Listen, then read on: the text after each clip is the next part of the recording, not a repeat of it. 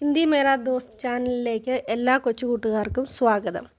കഴിഞ്ഞ വീഡിയോയിൽ നമ്മൾ 5ാം ക്ലാസ്സിലെ 1ാം യൂണിറ്റിലെ പ്രയാഗ് ശുക്ൽ രചിച്ച ധൂപ് ആ ഗയി കവിതയാണല്ലോ പഠിച്ചത്. മക്കൾക്കെല്ലാവർക്കും ഈ കവിത നന്നായി മനസ്സിലായി എന്ന് വിശ്വസിക്കുന്നു. ഇന്ന് നമുക്ക് ഈ കവിതയിലെ ചില വാക്കുകളുടെ വിപരീത പദങ്ങൾ പഠിക്കാം. आज हम कुछ शब्दों का विलोम शब्द सीखेंगे. ധൂപ്പ് ഛാവ്. ധൂപ്പ് എന്ന് വെച്ചാൽ വെയിൽ, ഛാവ് എന്ന് വെച്ചാൽ തണൽ. അപ്പോൾ ധൂപ്പിൻ്റെ വിപരീത പദമാണ് ഛാവ്. അടുത്തത് സുബഹ് ഷാം. സുബഹ് എന്ന് വെച്ചാൽ രാവിലെ, ഷാം എന്ന് വെച്ചാൽ വൈകിട്ട്. അപ്പോൾ സുബഹ് എന്ന വാക്കിൻ്റെ ഹിന്ദി വിപരീത പദമാണ് ഷാം. അടുത്തത് സാരി കുച്ച്. സാരി എന്ന് വെച്ചാൽ എല്ലാം, കുച്ച് എന്ന് വെച്ചാൽ കുറച്ച്. അപ്പോൾ സാരി എന്ന വാക്കിൻ്റെ വിപരീത പദം കുച്ച് എന്നാണ്. അടുത്തത് ഠണ്ഡി ഗർമി.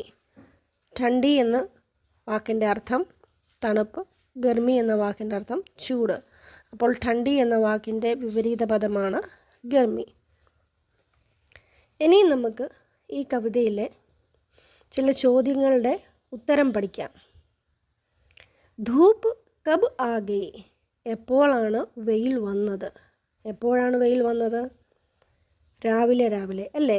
അപ്പോൾ അതിൻ്റെ ഉത്തരമാണ് സുബഹ് സുബഹ്. അടുത്ത ചോദ്യം, കലിയ കൈസെ മെഹക്കി. പൂമൊട്ടുകൾ എങ്ങനെയാണ് സുഗന്ധം പരത്തിയത്? നമ്മൾ മുൻപ് പഠിച്ചില്ലേ, മെഹക്കി എന്ന വാക്കിൻ്റെ അർത്ഥം സുഗന്ധം പരത്തി എന്നാണ്. അപ്പോൾ അതിൻ്റെ ആൻസറാണ് പ്യാരി പ്യാരി എന്ന് വെച്ചാൽ മനോഹരമായ സുഗന്ധമാണ് പൂമൊട്ടുകൾ പരത്തിയത്. അടുത്ത ചോദ്യം, ഹവ കിസ് പ്രകാർ ബഹ രഹി ഹെ. കാറ്റ് ഏത് രീതിയിലാണ് വീശിക്കൊണ്ടിരിക്കുന്നത്? ഠണ്ഡി ഠണ്ഡി ഹവ. തണുത്ത കാറ്റ്. അപ്പോൾ കാറ്റ് ഏത് രീതിയിലാണ് വീശിക്കൊണ്ടിരിക്കുന്നത്? ഠണ്ഡി ഠണ്ഡി ഹവ ബഹ രഹി ഹെ. പിന്നെ അടുത്ത ചോദ്യം, കോൻ ഉടുത്തി ഉടുത്തി ആയി. ആരാണ് പറന്നു പറന്നു വന്നത്? ചിടിയ, പക്ഷികൾ. പക്ഷികളല്ലേ പറന്നു പറന്നു വന്നത്. അപ്പോൾ എന്താണ്? പക്ഷിയ ഉടുത്തി ഉടുത്തി ആയി. അടുത്തത്, ചിടിയ കൈസെ ചെഹക്കി. പക്ഷികൾ എങ്ങനെയാണ് ചിലച്ചത്? ചെഹക്കി എന്നുള്ള വാക്കിൻ്റെ അർത്ഥം നമ്മൾ നേരത്തെ പഠിച്ചല്ലോ, ചെഹക്കി ചിലച്ചു. അപ്പോൾ പക്ഷികൾ എങ്ങനെയാണ് ചിലച്ചത്? ഫുദക് ഫുദക്കർ, ചാടി ചാടിക്കൊണ്ട് ചിലച്ചു. ഇനിയും ഈ ചോദ്യോത്തരങ്ങൾ പഠിച്ചതിന് ശേഷം നമുക്കിനിയും ഈ കവിതയിലെ ഈ മാത്രാവാലെ ശബ്ദ് എന്ന് വെച്ചാൽ ഈ അക്ഷരങ്ങളിൽ വരുന്ന ചിഹ്നങ്ങൾ വരുന്ന വാക്കുകൾ നമുക്ക് പഠിക്കാം. കലിയ പൂമൊട്ടുകൾ, ചിടിയ പക്ഷികൾ. അപ്പോൾ ഈ കവിതയിൽ ഈ മാത്രം കൊച്ച് ഈ വരുന്ന അല്ലെങ്കിൽ ചോട്ടി ഈ വരുന്ന 2 പദങ്ങളേ ഉള്ളൂ.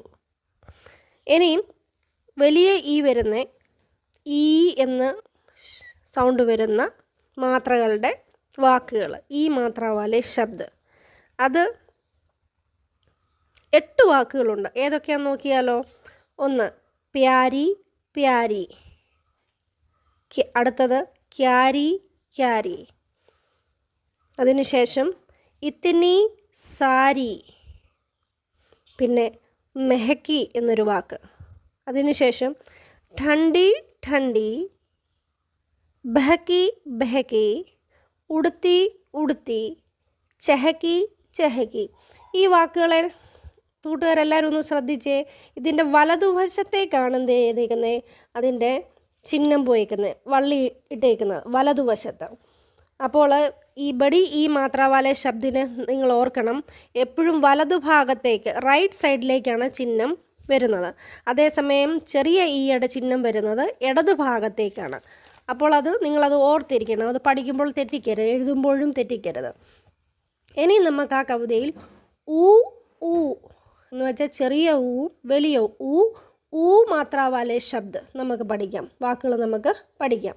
അത് ഊ, അതിനകത്ത് ഊ എന്നുള്ള അക്ഷരത്തിന് ഉള്ള ചിഹ്നങ്ങൾ വരുന്ന 2 വാക്കുകളുണ്ട്. അതൊന്നാണ് സുബഹ്, അടുത്ത വാക്കാണ് ഫുദക്ക്. അതേസമയം ഊ എന്നുള്ള അക്ഷരത്തിന് ചിഹ്നം വരുന്ന വാക്ക് ഒന്നേ ഉള്ളൂ. അതേതാണ്? അതാണ് ധൂപ്പ്. ധൂപ്പ്, വെയിലെന്ന് നമ്മൾ പഠിച്ചില്ലേ? ഇനിയും നമുക്ക് ഈ പാഠത്തിൽ 12ാമത്തെ പേജിൽ കൊടുത്തിരിക്കുന്ന 2 പടങ്ങൾ കണ്ടില്ലേ? അതിൽ നമുക്ക് യോജ്യമായ നിറം കൊടുക്കണം.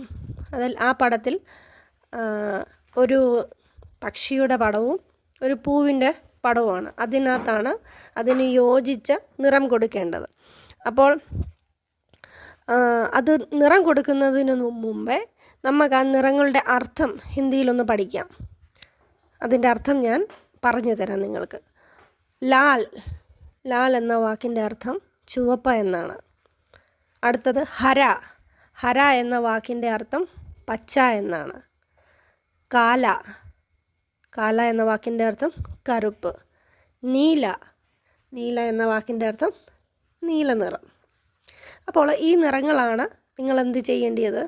ആ പടത്തിൽ കൊടുക്കേണ്ടത്. അത് ഏത് നിറമാണ് വരേണ്ടതെന്ന് വെച്ചാൽ എവിടാണ് ചുവപ്പ് നിറം, എവിടാണ് ലാൽ നിറം വരേണ്ടത്, എവിടാണ് പച്ച നിറം വരേണ്ടത്, എവിടെയാണ് കറുത്ത നിറം വരേണ്ടത്, എവിടാണ് നീല നിറം വരേണ്ടത്, ആ നിറം ആ കറക്റ്റ് സ്ഥലത്ത് നിങ്ങൾ കൊടുക്കുക.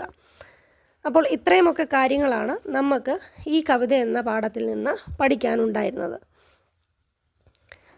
ഇന്നത്തെ ഈ ക്ലാസ് നിങ്ങൾക്ക് പ്രയോജനപ്പെട്ടെങ്കിൽ ലൈക്ക്, സബ്സ്ക്രൈബ്, ഷെയർ ചെയ്യുക.